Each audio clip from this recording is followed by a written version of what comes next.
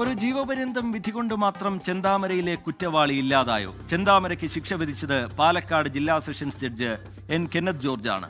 അദ്ദേഹത്തിന്റെ വിധിന്യായത്തിൽ പ്രതിയെക്കുറിച്ചുള്ള ചില നിരീക്ഷണങ്ങൾ പലയാവർത്തി വായിക്കേണ്ടത്ര സുപ്രധാനമാണ്.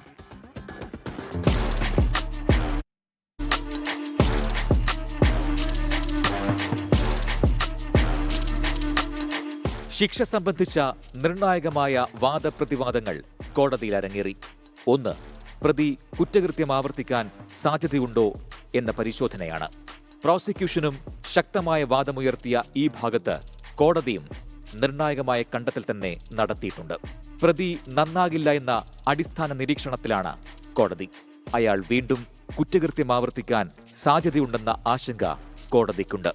ഇക്കാര്യങ്ങളിൽ കോടതിയുടെ മനസ്സ് വ്യക്തമാകുന്നതാണ് പരോൾ സംബന്ധിച്ച വിധിന്യായത്തിലെ ഭാഗങ്ങൾ.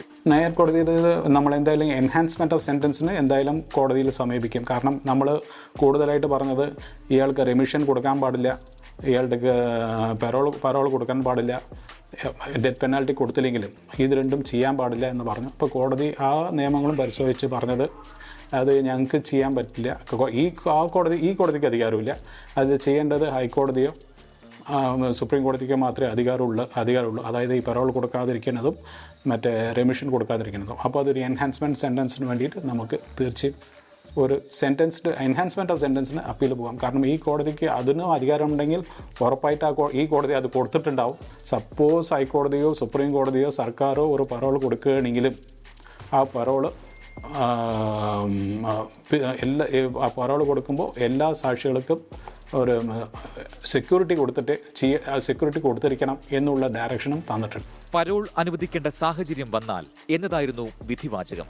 അങ്ങനെ ആവശ്യം വരാതിരിക്കട്ടെ എന്നൊരാഗ്രഹം ന്യായാധിപൻ മനസ്സിൽ സൂക്ഷിച്ചിരുന്നു എന്ന് മാനിക്കാം ആ വരികളിൽ. കൊല്ലപ്പെട്ട സജിതയുടെ മക്കളുടെ സുരക്ഷ ആശങ്കയുള്ള വാദമായി പ്രോസിക്യൂഷൻ മുന്നോട്ട് വച്ചിരുന്നു. കോടതി വളപ്പിലും പോലീസ് സ്റ്റേഷനിലും തെളിവെടുപ്പ് ഘട്ടങ്ങളിലും ചെന്താമരമൊഴുക്കുന്ന വധഭീഷണിയിൽ പേടിച്ചാണ് ഒരു ജനസമൂഹമാകെ കഴിയുന്നത്. സജിതയുടെ മക്കളുടെ സുരക്ഷിതമായ പുനരധിവാസം ഉറപ്പാക്കിയിട്ട് മാത്രം ആവശ്യമെങ്കിൽ പരോൾ അനുവദിക്കട്ടെ എന്ന് കോടതി പരിഹാരവും നിർദ്ദേശിച്ചു. പരോളിന് യാതൊരു സാധ്യതയും ഇല്ല. കാരണം ഇങ്ങനത്തുള്ള കേസുകളിലൊന്നും ഒരു സർക്കാരോ ഹൈക്കോടതിയോ സുപ്രീം കോടതിയോ ചെയ്യാറില്ല. കാരണം ഇത് പ്രത്യേകിച്ച് ഈ കോടതി തന്നെ പ്രൊബേഷണറി ഓഫീസറുടെ റിപ്പോർട്ട് കോൾ ഫർ ചെയ്തിട്ടുണ്ടായിരുന്നു. ആ പ്രൊബേഷണറി റിപ്പോർട്ടും പറയണതും ഇയാൾ വീണ്ടും ഇതേപോലെ ചെയ്യാൻ ചാൻസ് ഉണ്ട് എന്നാണ്. ചെന്താമര കേസ് എന്തുകൊണ്ടും ഒരു മുന്നറിയിപ്പ് കൂടിയാണ്. ഒരു കുറ്റകൃത്യം തടയാൻ പോലീസിനും സംവിധാനങ്ങൾക്കും കഴിയുമായിരുന്നു. എന്നിട്ടും പോലീസിന്റെ ഭാഗത്ത് ഗുരുതരമായ വീഴ്ച സംഭവിച്ചു.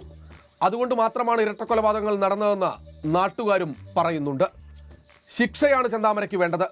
അത് കേവലം ഇരട്ട ജീവപര്യന്തത്തിൽ ഒതുങ്ങരുത്. വധശിക്ഷ വേണമെന്ന് നാട്ടുകാരും ബന്ധുക്കളും ഒരുപോലെ ആവശ്യപ്പെടുന്നു.